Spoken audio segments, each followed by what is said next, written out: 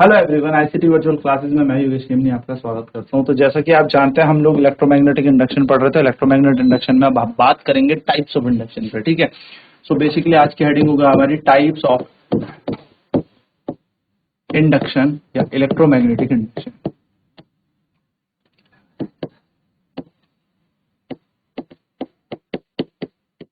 Types of electromagnetic induction. तो electromagnetic induction दो type का होता है। एक होता है म्यूचुअल इंडक्शन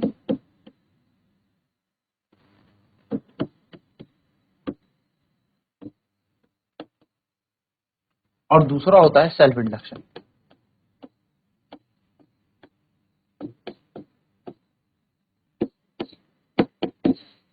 ठीक है, दो तरीके का प्रेरण होता है, अन्योन्य प्रेरण और स्वप्रेरण। ठीक है, तो mutual induction, self induction. Mutual induction को हम एम से डिनोट करेंगे। वैसे बेसिकली हम इसका कोफिशिएंट यानी कि इसके गुणांक को एम से दर्शाते हैं, और सेल्फ इंडक्शन को एल से हम डिनोट करेंगे। चलिए देखते हैं क्या होता है म्यूचुअल इंडक्शन।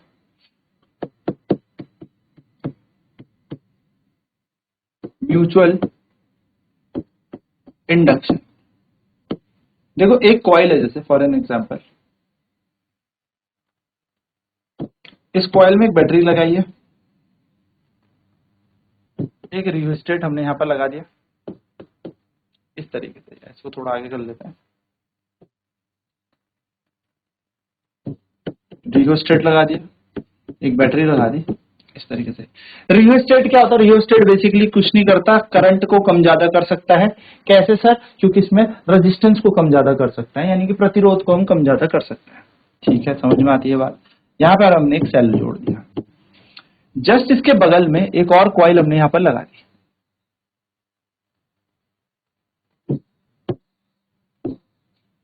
जिसमें हमने सिर्फ एक गैल्वेनोमीटर यहां पर लगा दिया। मुझे यहां पर कोई ना करंट तो है नहीं, ये गैल्वेनोमीटर अपना आप डिफ्लेक्ट क्यों करेगा? ये गैल्वेनोमीटर कब डिफ्लेक्ट करता है? गैल्वेनोमीटर की सुई तब घूमती है जब यहां करंट हो। करंट तो है ही नहीं, क्यों नहीं है? क्योंकि कोई बैटरी नहीं है। यहीं पे तो करंट लाना है। यही तो इंडक्शन की कहानी है, यही तो इंडक्शन का बहुत प्यारा हिस्सा है कि जिस तार में आपके पास बैटरी भी नहीं है, जिस तार में आपके पास कहीं पे सोर्स ऑफ एनर्जी भी नहीं है, उस तार में आप करंट ले आओ, इसी को तो इंडक्शन कहते हैं। तो यहां पर रियोस्टेट है, तो मैं क्या कर सकता हूं? रियोस्टेट से कम या ज्यादा करंट को कर सकता हूं। यानी कि मैंने जैसे ही सेल को ऑन किया, करंट यहां से फ्लो होने लगा। अगर पहली कंडीशन में हम लेते हैं कि रेजिस्टेंस बहुत कम है, तो आप जानते हैं करंट की वैल्यू ज्यादा हो जाएगी। मैं सिर्फ इधर की बात कर रहा हूं। हमने क्या किया, जो करंट इसमें फ्लो कर रहा था उसकी वैल्यू को बढ़ाना है। अगर उस धारा को ज्यादा करना है तो हमें इस रियोस्टेट को हमें एकदम कम रखना पड़ेगा। हमने जैसे ही रियोस्टेट की वैल्यू से रेजिस्टेंस कम किया, रेजिस्टेंस कम करते ही इस सर्किट में करंट ज्यादा हो गया, करंट बढ़ गया। सडनली हम रियोस्टेट की वैल्यू को बढ़ा देते हैं। हमने रियोस्टेट को घुमा दिया, जैसे हमने रियोस्टेट घुमाया रेजिस्टेंस बढ़ गया, रेजिस्टेंस बढ़ गया तो करंट कम हो गया। अब अगर मैं ऐसे फ्लक्सेस या मैं कहूं ऐसे चेंजेस में बहुत ज्यादा करूं कि कभी करंट को बढ़ा दूं, कभी घटा दूं, बढ़ा दूं, घटा दूं, बढ़ा दूं, घटा दूं, यानी कि रेजिस्टेंस को कम कर दूं, ज्यादा कर दूं, कम कर दूं, ज्यादा कर दूं, बाय चेंजिंग द रियोस्टेट, तो करंट में फ्लक्चुएशन आने लगेगा। और करंट में अगर फ्लक्चुएशन आने लगा तो यहां से इन शॉर्ट क्या हो जाएगा? एक मैग्नेटिक फील्ड जो करंट कैरिंग वायर के पास होता है वो भी चेंज होने लगेगा।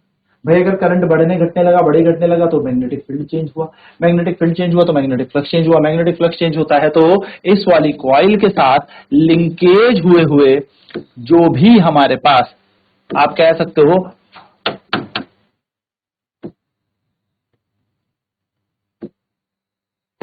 मैग्नेटिक फील्ड होगा, that will be change. Magnetic flux linkages change होंगे, और यहां पर क्या होगा? जो ये गैल्वेनोमीटर है इसकी कॉइल में डिफ्लेक्शन आ जाएगा, क्योंकि इसके अंदर करंट फ्लो होने लगेगा इस तरीके। तो क्या होता है म्यूचुअल इंडक्शन? म्यूचुअल इंडक्शन में होती है दो कॉइल, पहली को हम कहते हैं प्राइमरी, दूसरी को कहते हैं हम सेकेंडरी। तो प्राइमरी कॉइल में आपने फ्लक्सिस को या मैं कहूं करंट को इंक्रीज और डिक्रीज किया, और सेकेंडरी कॉइल में आपने ईएमएफ जनरेट कर दिया, तो हम कहेंगे on changing the current in primary coil, and due to change in magnetic flux,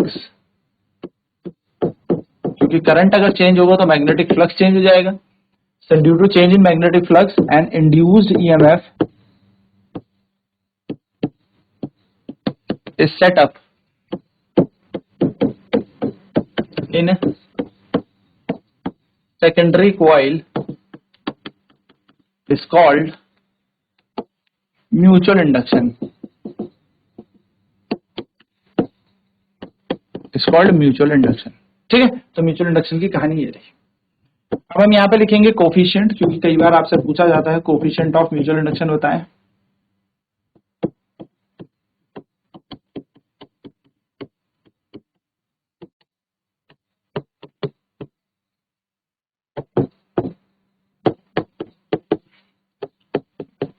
तो आपने देखा कि जितना ज्यादा हम करंट इसमें फ्लो करा रहे थे प्राइमरी के अंदर, उतना ज्यादा फ्लक्स लिंकेजेस चेंज हो रहे थे. यानी कि current is directly proportional to, या current in primary coil is directly proportional to the number of flux linkages in the secondary coil. तो हम यहाँ से प्रोपोर्शनैलिटी का साइन हटेंगे and here comes Mi1 is equals to N2 phi2. अगर हम यहाँ से m की वैल्यू निकालें तो it will B N2 phi2 बटा I1 N2 phi2 upon I1. This is mutual induction की value, where N2 is equals to number of turns in primary coil, I1 is equals to sorry not in primary, secondary one, 2 मतलब secondary. Secondary coil I1 क्या है, current in primary coil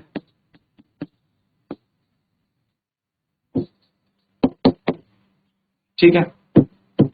phi2 क्या है, magnetic flux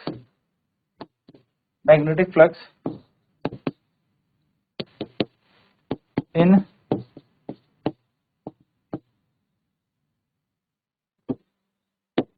secondary coil. ठीक है, और m को हम कहते हैं coefficient of self mutual induction, और m हमारा होता है coefficient of mutual induction.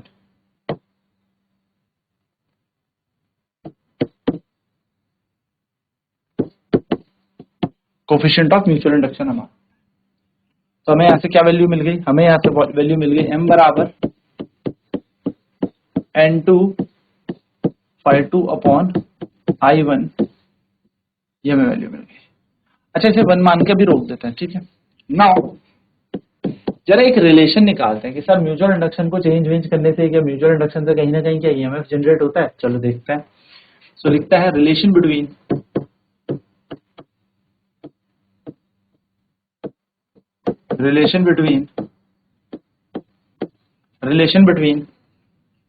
Coefficient of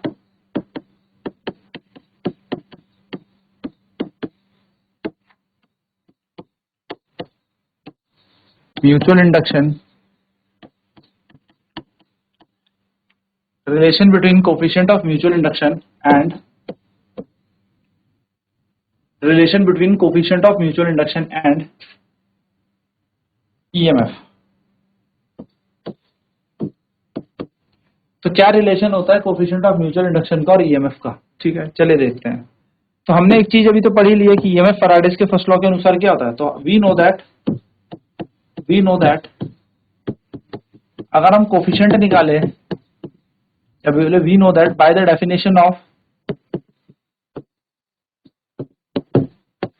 definition of mutual induction.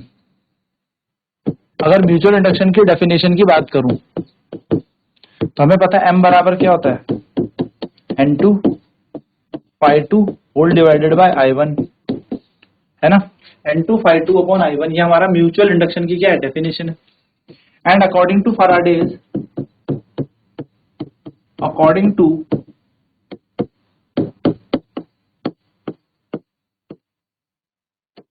Faraday's first law of electromagnetic induction,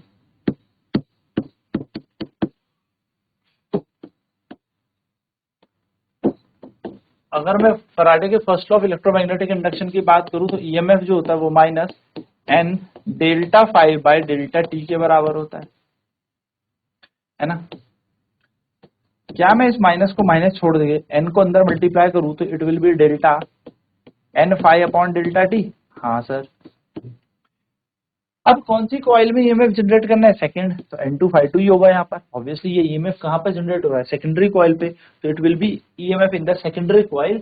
दूसरी कॉइल की बात होने लगी, कुछ नहीं किया हमने, फैराडे का लॉ लगाया, फिर अज्यूम कर लिया भाई ईएमएफ कहाँ आ रहा है, सेकेंडरी में आ रहा है, तो नंबर ऑफ टर्न्स किसके होंगे, सेकेंडरी के होंगे, फ्लक्स किस पे होगा, सेकेंडरी पे होगा। ये बन गया। अब जरा ध्यान से देखें, यहाँ से N2 की वैल्यू लगाएं, तो यहाँ से अगर आप N2 की वैल्यू देखेंगे दिस विल बी Mi1 के बराबर।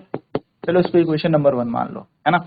अगर हम यहाँ से N2 की वैल्यू निकालेंगे दिस विल बी Mi1, तो बस इसको लगा देते हैं और यहाँ पे लगा देते हैं, तो माइनस की जगह माइनस, डेल्टा बाहर चला जाएगा, N2 अपॉन डेल्टा टी बन जाएगा, दैट्स इट। अब नाउ पुट N2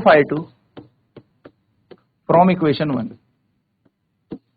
इक्वेशन 1 से N2 की वैल्यू लगाते हैं, तो ईएमएफ ऐसे रहेगा, इक्वल टू की जगह इक्वल टू, माइनस की जगह माइनस, डेल्टा की जगह डेल्टा, यहां तक कोई छेड़खानी नहीं। N2 की जगह बस हम क्या लगा देंगे, Mi1 लगा देंगे। N2 की जगह क्या लगा देंगे, Mi1 लगा देंगे, और नीचे कौन है, डेल्टा टी है। ईएमएफ ऐसी रहेगा, माइनस ऐसी रहेगा, M बाहर आ जाएगा और यहाँ आ जाएगा delta I1 upon delta T. Delta I1 का मतलब है चेंज इन करंट। अब देखो हम करंट ही तो बदल रहे थे ना, यानी कि ईएमएफ किस पे बदलने से आ रहा है, करंट के बदलने से आ रहा है, यानी कि E बराबर हो जाएगा हमारे पास M D by D T, या फिर E2 बराबर बन जाएगा minus M delta I by delta T. This is the EMF generate. और अगर मैं बहुत शॉर्ट पीरियड ऑफ टाइम के लिए कहूं, अगर very very small period of time के लिए बात करें, तो this will be an instantaneous EMF. और इंस्टेंटेनियस ईएमएफ क्या बन जाएगा, माइनस का M D I by D T. तो ये हमें फॉर्मूला याद रखना है, which is also known as back EMF. हम अभी आने वाली क्लासेस में से पढ़ेंगे भी ऑल्टरनेटिंग करंट के अंदर, बट ये हमें ध्यान में रखना है, ठीक है। तो ये वैल्यू बन गई। अच्छा, ईएमएफ की यूनिट तो हम सभी जानते हैं, तो यूनिट ऑफ एम की बात करते हैं जरा, unit of coefficient of self induction, mutual induction, coefficient of mutual induction.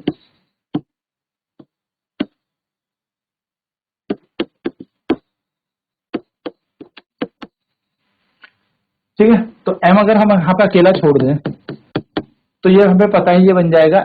अच्छा एक काम करो, मैग्नीट्यूड निकालो, यहाँ से परिमाण निकालो, तो मैग्नीट्यूड के लिए मॉड निकालेंगे तो it will be m mod del D I by D T, mod ही लग जाएगा ना यहाँ पे, बस मॉड आ जाएगा, तो माइनस का बन जाए, माइनस का ये बन जाए मॉड m डी आई अपॉन डी टी। ये मैग्नीट्यूड है जिसमें से हम m भी बाहर ले सकते हैं, it is a constant quantity, तो this will be like this, ठीक है ना। ये तो ईएमएफ आ गया।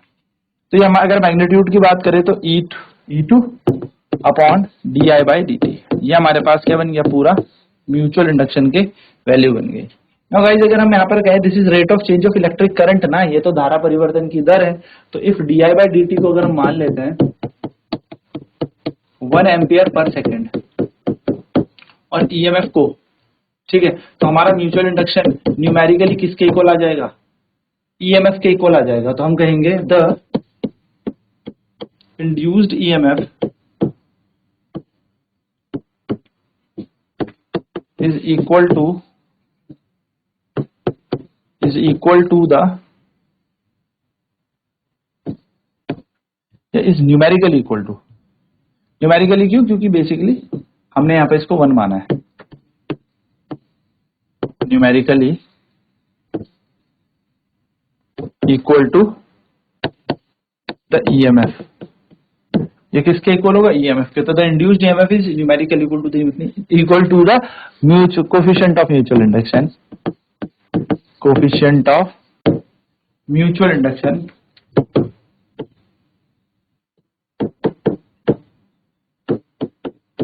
when rate of change of electric current is 1 ampere per second.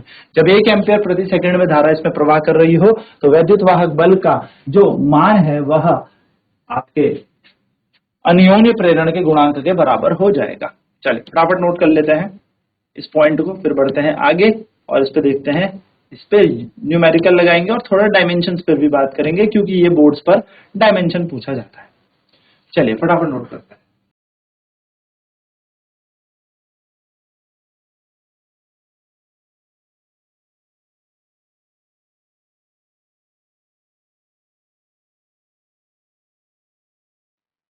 तो I1 is equal to N2/2 हो जाएगा। सो यहाँ पर अगर मैं बात करूंगा तो M यहाँ से कोफिशिएंट हटेगा, या मैं कह सकता हूँ यहाँ से हमारा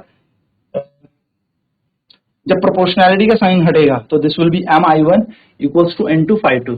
तो M की वैल्यू आ जाएगी N2/2 अपॉन I1, नीचे आ जाएगा I1। So N2 equals to number of turns in secondary coil, यानी कि सेकेंडरी कॉइल में कितने नंबर ऑफ टर्न्स है।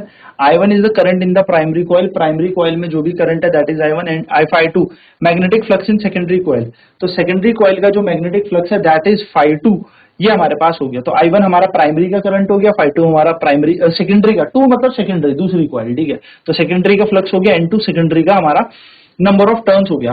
लपेटे होंगे ना कुछ कुंडली की, हमने यहाँ पर कुछ फेरों की संख्या होगी, नंबर ऑफ टर्न्स होंगे, that will be N2/2 upon I1। तो ये म्यूचुअल इंडक्शन का कोफिशिएंट आ गया। सो इस फॉर्मूले को हमें याद रखना है, बिकॉज समटाइम्स क्या होगा डायरेक्टली यहाँ पर काम बन जाएगा हमारा इस फॉर्मूले से। N2/2 का मतलब क्या होता है बच्चों, that is magnetic flux linkage, right. याद रखना इस चीज को, मैग्नेटिक फ्लक्स लिंकेज। तो अगर कई क्वेश्चन में डायरेक्ट दे रखा होगा N2/2 या आपको पूछा होगा मैग्नेटिक फ्लक्स लिंकेजेस क्या है, तो that is simply N2/2, you have to keep remember. Okay चलो फटाफट नोट करते हैं।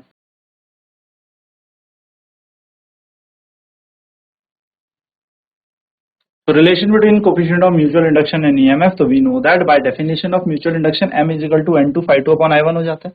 ये हमारा सिंपल से क्या है, M निकालने का तरीका, तो MI1 मल्टीप्लाई हो जाएगा, दैट विल बी N2/2 के बराबर। तो N2/2 इक्वल्स टू MI1 के बराबर होगा। इसको इक्वेशन नंबर 1 मान के आगे चलते हैं। तो according to Faraday's first law of electromagnetic induction, Faraday ji ने कहा था जो EMF होता है that is negative rate of change of flux के बराबर। E2SE माइनस ऐसे डेल्टा बाहर आ जाएगा N2/2। क्योंकि सेकेंडरी की बात हो रही है तो सेकेंडरी के नंबर ऑफ टर्न, सेकेंडरी का फ्लक्स ले लीजिए।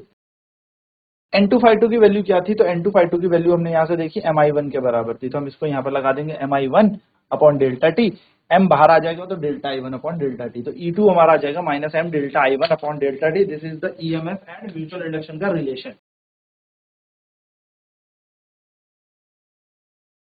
तो यहाँ से हमारे पास EMF का जनरेशन बन गया। अब हमने कहा डेल्टा T टेंड्स टू 0 है तो M डेल्टा हमारा किसमें कन्वर्ट हो जाता है, D में, तो it will B instantaneous EMF, और यहाँ से हमारा बन जाएगा ये। अगर हम यहाँ से देखें तो इसकी यूनिट देखते हैं, तो E2 by delta I by delta T. तो डेफिनेशन हमने यहाँ से क्या निकाल ली, इसकी डेफिनेशन निकाल ली कि इंड्यूस्ड EMF न्यूमेरिकली किसके इक्वल है, म्यूचुअल इंडक्शन के कोफिशिएंट के, यदि rate of change of current हमारा 1 एम्पियर पर सेकंड हो। और यहाँ से याद रखना जो यूनिट होगी म्यूचुअल इंडक्शन की, unit of coefficient of mutual induction, वो होती है हमारी हेनरी। तो हेनरी हमारी इसकी यूनिट होती है, ये बात ध्यान में रखना है। ऐसा यूनिट आप कह लीजिए, तो ऐसा unit of coefficient of self induction, mutual induction. Next class में आपको इसमें डायमेंशंस बताएंगे, बीमीय सूत्र बताएंगे, इसकी न्यूमेरिकल करेंगे। आज की क्लास में इतना ही। आईसीटी वर्चुअल क्लास में जुड़ने के लिए धन्यवाद। आपका दिन शुभ।